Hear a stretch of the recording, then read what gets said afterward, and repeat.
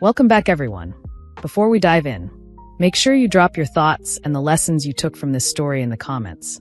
And don't forget to like and subscribe. Let's get into it. Damon left me at a gas station with our baby for his millionaire mistress, and 5 years later he froze when he saw who was holding my hand. The night he abandoned me at a BP station off the interstate in Georgia, in cold winter rain, was the night I stopped believing in forever and understood that the person you share a bed with can be a stranger wearing a familiar face. It was late November, a Thursday around 9 at night. Rain hammered the windshield as we pulled into the station. I had just finished a double shift at the hospital. My feet ached, my scrubs smelled like antiseptic, and our 6-month-old daughter, Maya, whimpered in her car seat with a low fever. Damon drove, silent for once, his cell phone buzzing nonstop in the cup holder. "Are you going to answer that?" I asked, rocking Maya's seat. "It is nothing," he snapped. Spam. He parked at the farthest pump, under a flickering light. "I need water and something for my head," he said, unbuckling. When I offered to go in so he could stay with Maya, he barked, no, so sharply she burst into tears, then softened his tone. "You have been on your feet 12 hours, Erica. Stay here. I will be right back." Before he stepped out, he leaned into the back seat, rummaging near the diaper bag and my oversized tote. "Just grabbing trash," he muttered. I saw his hand flash through fast food wrappers, saw his fingers dip into my open bag, but I was too tired to connect it to anything. He jogged toward the store through the rain while I soothed Maya and watched the dashboard clock crawl from 9:02 to 9:15 with no sign of him. Unease finally shoved me out of the car. I locked the doors and ran into the bright, humming store. "Did a man in a gray hoodie just come in?" I asked the teenage clerk. "About 6 feet tall?" He nodded. "Bought water and gum." Hopped in a black Mercedes out front. Woman was driving. They took off toward the highway. I stood there, dripping on the tile, staring at our Honda sitting alone by the pump, and felt my stomach drop. Back in the car, I dug through my tote. My wallet was gone. The envelope with Maya's birth certificate and medical records was gone. My debit card, credit cards, cash, all gone. My phone somehow was still there. It buzzed in my hand, screen glowing. A text from Damon. "I cannot do this anymore, Erica. The mediocrity is suffocating me. I deserve better than this paycheck-to-paycheck misery. Sabrina can give me the life I deserve. I am taking the cash and the papers. Do not try to find me. The car is yours. Good luck paying for gas. Maya is your problem now." I read it 3 times while Maya screamed behind me, a thin, piercing sound that made the world tilt. He had not just left. He had stripped me of money, identification, and our daughter's records, then called her a problem he was happy to discard. My calls went straight to voicemail. The fuel light blinked on. By the time my father arrived with the spare key, the panic attack had drained me. Maya had cried herself to sleep. My dad, Leonard, a retired mechanic with oil stains etched into his fingers, took one look at my face and said nothing. He gathered Maya into his arms, helped me into his truck, and drove us back to the small brick house where I had grown up. Moving back into my parents' basement at 32 felt like wearing a coat made of shame. My mother, Patricia, did not say, "I told you so." She set up a crib by my father's workbench, brought down casseroles, and watched Maya while I stared at the concrete wall. The next morning, I went to the bank with Maya on my hip to see how bad it was. The teller, a young woman named Nina, studied her screen and quietly told me our checking account was overdrawn and our savings account was at 0. We had more than $3,000 in that account, money from holidays and double shifts. "There must be a mistake," I whispered. Nina shook her head. A full cash withdrawal at a downtown branch the day before, right before Damon had picked us up for dinner at his mother's house. He had sat across from me eating pot roast, smiling, knowing he had stolen every cent we had. 2 weeks later, a courier knocked on my parents' door and handed me divorce papers. Damon wanted no property, no visitation, no custody, and a full termination of his parental rights. In the paperwork, he accused me of being unsupportive and emotionally abusive to his career. My father raged, muttering about lawyers and revenge, but when I looked at Maya playing on the kitchen floor, I saw only 2 paths: years of chasing dollars from a man determined not to pay, or freedom. "If he wants to be legally dead to us, I will grant his wish," I said, surprising myself with how steady my voice sounded. I signed. Damon was gone. I had nothing left but my child, my license, and whatever strength I could scrape together. It would have to be enough. Survival became my new job. I bought a cheap black composition notebook and labeled it my logbook.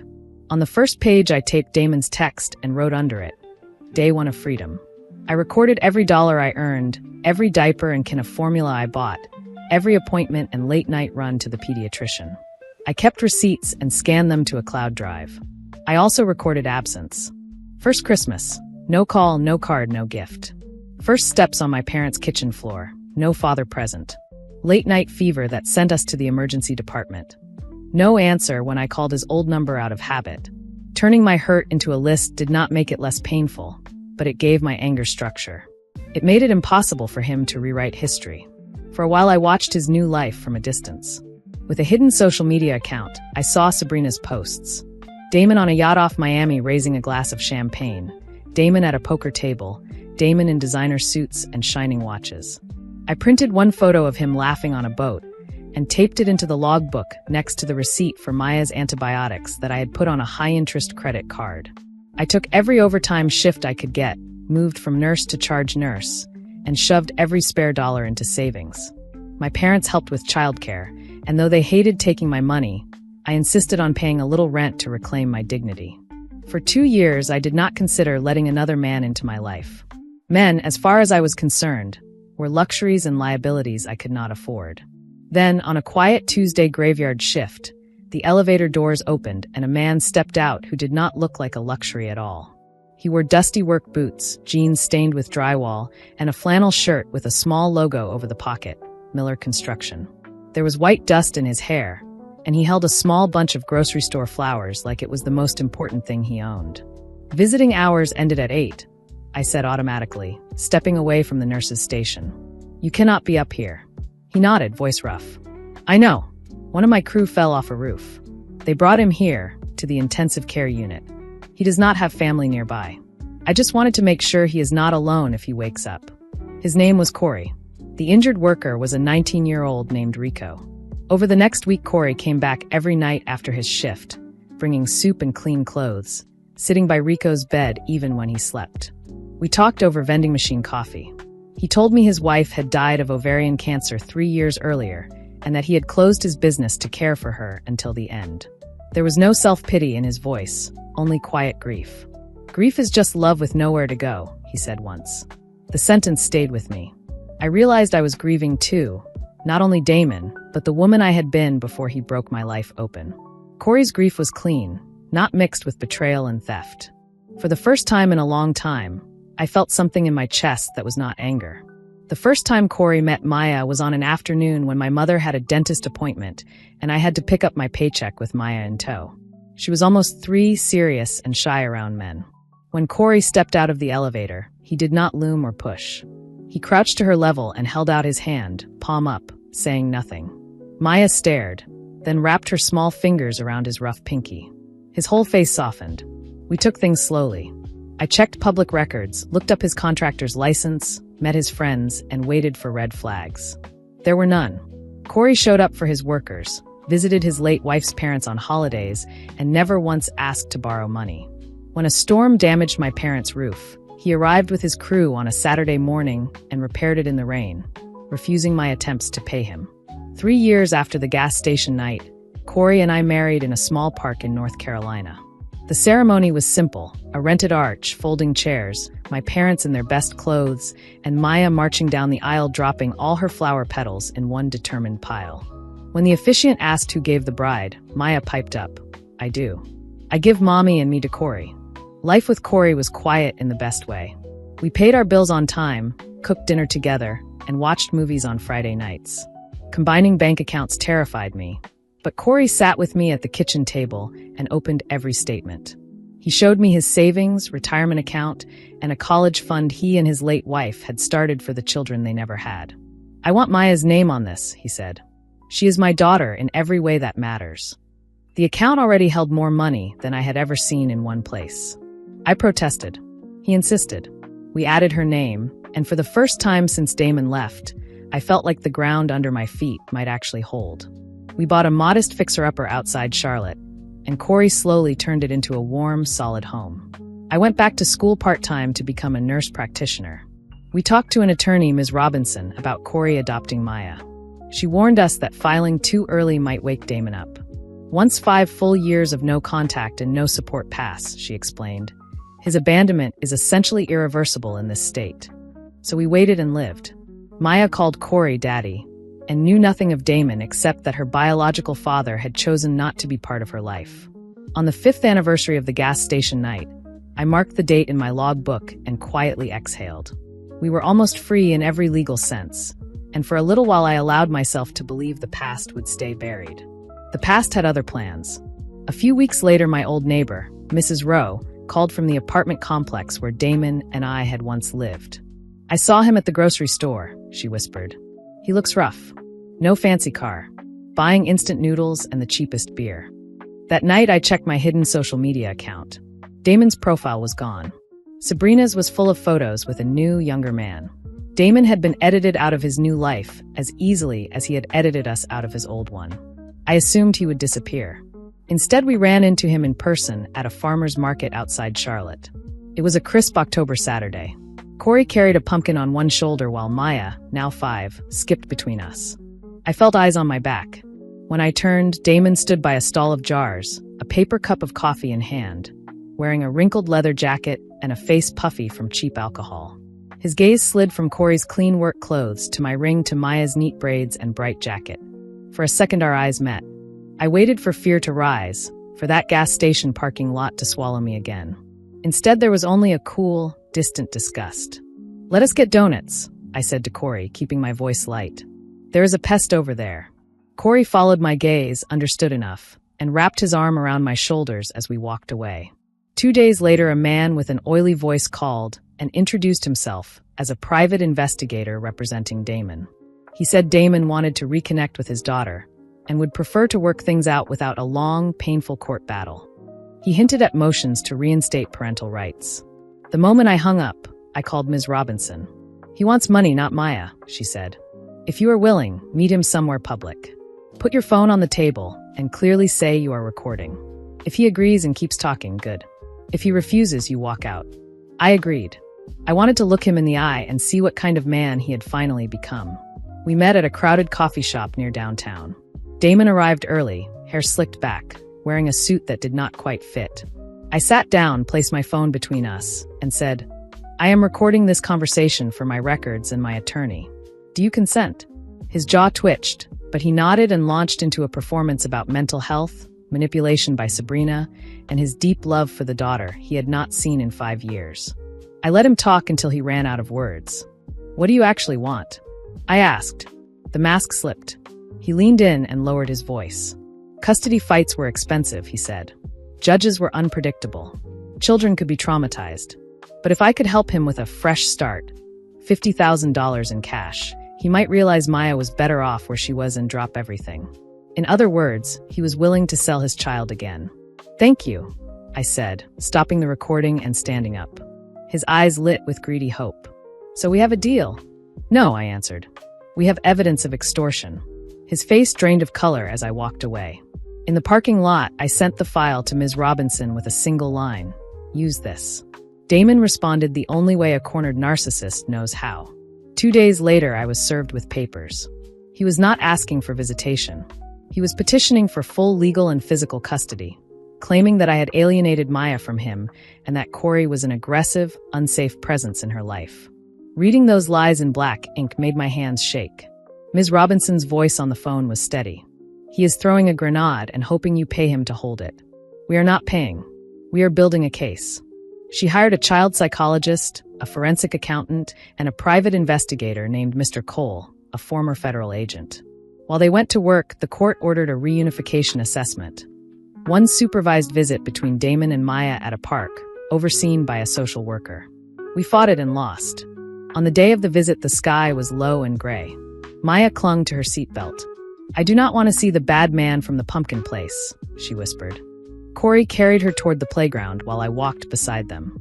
Damon waited near the slide wearing a brand new shirt that said #1 Dad, the creases from the package still visible. He held a huge pink teddy bear. "Hey, princess," he called. "Look what Daddy brought." Maya stepped behind my leg. "I am not a princess," she said. "I am a scientist." The social worker, Ms. Lewis, watched with her clipboard. Damon tried to push Maya on the swing, shoving too hard, ignoring her when she yelled that she was scared. Corey stood, ready to intervene, but Ms. Lewis stepped in first and ended the visit early. "You made this about you, not her," she told Damon as he protested. Later, in her written report, she noted that he had no bond with the child, poor judgment, and a tendency to prioritize his own feelings over her safety.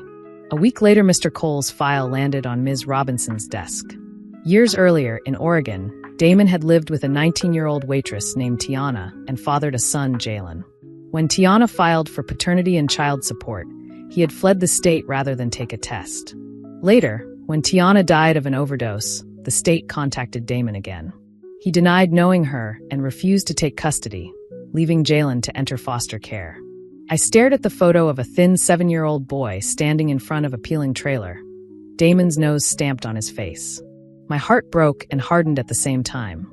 Damon had walked away from one child and was trying to wrench another from a safe home for money. "This is the pattern that will end him in court," Ms. Robinson said, tapping the file. The final hearing took place in a wood-paneled courtroom in Mecklenburg County. The judge, a serious woman named Judge Denise Harper, watched everything with sharp, tired eyes. Damon's attorney tried to paint him as a changed man, humbled by hard times and desperate to reconnect with his daughter. Ms. Robinson countered with the text from the gas station night, the summaries from my logbook, Ms. Lewis's report, the recording of the coffee shop extortion attempt, and Mr. Cole's file on Tiana and Jalen. On the screen at the front of the courtroom, Damon's text glowed. "Maya is your problem now." Another slide showed him smiling on a yacht while my bank records from the same month reflected overdraft fees. Then came the Oregon documents, Tiana's paternity suit, the notice sent after her death, Damon's refusal, and Jalen's entry into foster care. The room felt colder with every page. Judge Harper's voice was controlled, but furious when she delivered her ruling. "Mr. James," she said, "in all my years on this bench, I have rarely seen such consistent selfishness. You abandoned an infant in a storm. You stole your child's support money. You ignored her existence for 5 years and only returned when you needed funds to pay debts. You attempted to sell your parental rights back to this mother for $50,000. You treated custody as leverage, not responsibility." Damon tried to interrupt, insisting he had rights. Judge Harper's gavel cracked once. "You relinquished those rights long ago in every way that matters," she said. She terminated any remaining parental rights, issued a permanent no-contact order, and, almost as an afterthought, said she would be forwarding the financial inconsistencies in his testimony to the Internal Revenue Service. The sound of the gavel felt like a lock clicking shut. I thought that was the end. 2 nights later, at 3 a.m, the crash of breaking glass jolted me awake. Corey grabbed the baseball bat from under the bed while I called the police with shaking hands. From the upstairs window, we saw Damon in our front yard, swaying drunk, yelling my name and accusing me of ruining his life. He had hurled a brick through our living room window. Corey stepped outside without the bat, hands empty. "You are violating a court order," he said calmly. "The police are on the way. Go home." Damon lunged clumsily, swinging a fist. Corey sidestepped, pinned him face down on the wet grass, and held him there until blue lights flashed down our street. Our neighbor, Mrs. Rowe, watched from her porch, phone in hand, recording everything. Damon left that night in handcuffs. Because he had violated a protective order while drunk and already had a prior conviction for driving under the influence, the judge at his arraignment set high bail. He could not pay it. For 6 months he sat in county jail while Corey and I quietly replaced the broken window and rebuilt our sense of safety. With Damon behind bars and legally cut off, Ms. Robinson finally filed for Corey to adopt Maya. The adoption hearing was held in a bright family courtroom decorated with paintings made by children. The judge kept a jar of lollipops on the bench and smiled at Maya's blue dress and sparkly headband. "Do you know why you are here?" he asked gently. "Yes," Maya said. "It means Daddy Corey is my forever dad and nobody can take him away." The judge signed the order. Maya's last name became Miller, and a new birth certificate erased Damon from her legal history. We celebrated with ice cream and a trip to the playground. That night, while Corey measured boards for the treehouse he planned to build in the backyard, I took Ms. Robinson's advice and placed a freeze on Maya's credit with all 3 major bureaus. "Grifters do not stop just because a judge scolds them," she had said. "Let us make sure he can never touch her financial life." I did not know then how right she was. For years past, We finished the kitchen remodel. I advanced at work. Corey expanded his construction company. Maya grew into a tall, bookish 9-year-old who played soccer on Saturdays and filled the refrigerator with honor roll certificates. Damon became a story I thought about only when I opened the logbook, which I now did rarely. Then, on an ordinary Saturday at a warehouse store outside Atlanta, we turned a corner in the cleaning supplies aisle and nearly collided with a staff member pushing a cart of mops and industrial cleaners. I stepped aside automatically and murmured an apology. The man turned. It took me a heartbeat to recognize him.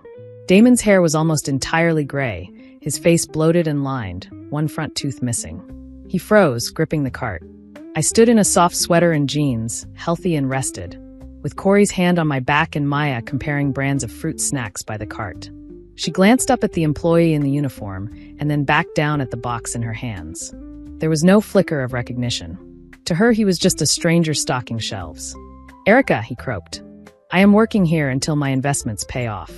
Got something big in the works." Even holding a mop, he was still trying to sell a fantasy. "That is nice," I said politely. "We need to keep shopping." "Mom, can we get a hot dog?" Maya asked, bored. "I am hungry." "Yes, baby," Corey answered, guiding the cart forward. "Hot dog it is." We walked away. I did not look back. I should have known that was not truly the end. 6 months later, the fraud department at our bank called. Someone had tried to open a credit card using Maya's social security number and an old birth certificate in the name Maya James, listing an address that turned out to be a halfway house in downtown Atlanta. The attempt had failed because of the credit freeze, and the bank had flagged it as identity theft of a minor. The police picked Damon up at the halfway house. In his worn wallet, they found the original birth certificate he had stolen from my bag at that gas station years earlier, folded and creased from being carried like an unused lottery ticket. Because it was identity theft involving a child, because he had prior convictions, and because he was already on parole, the judge sentenced him to 5 years in state prison. About a year into his sentence, a thin envelope arrived bearing the stamp of the Department of Corrections. I let it sit on the counter for days, then opened it while Corey built shelves in the garage. The letter was written in Damon's looping handwriting. He said he thought about that rainy night all the time now. He admitted he had been a coward, that he had wanted to break me because my strength made him feel small. He said seeing us at the warehouse store, seeing Maya look through him, had hurt worse than prison. He said he was sorry, not because he wanted anything. He had nothing left to bargain with, but because he finally understood what he had thrown away chasing money and status. Corey asked quietly what the letter said. "It says he knows he lost," I answered. He suggested we keep it for Maya someday, in case she had questions when she was grown. I looked at the paper and thought about the woman who had sat in a cold car reading a text that turned her life to ash, who had moved into her parents' basement and bought a 99-cent notebook to keep from drowning. Maya did not need Damon's regret. She had a father who had built her a treehouse. She had a life that was safe and full of love. I fed the pages, one by one, into the fireplace. The flames curled the paper and erased the ink.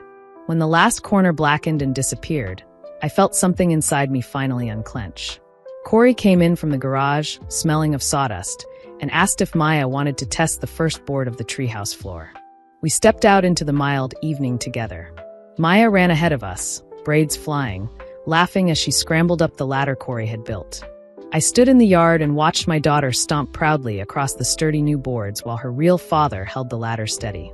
There was only the sound of my child's laughter and the steady rhythm of Corey's hammer as he nailed down the life we built after Damon walked away. If you enjoyed this story, please like, comment, and share this video with your friends. Subscribe and turn on the notification bell so you never miss a powerful story drop.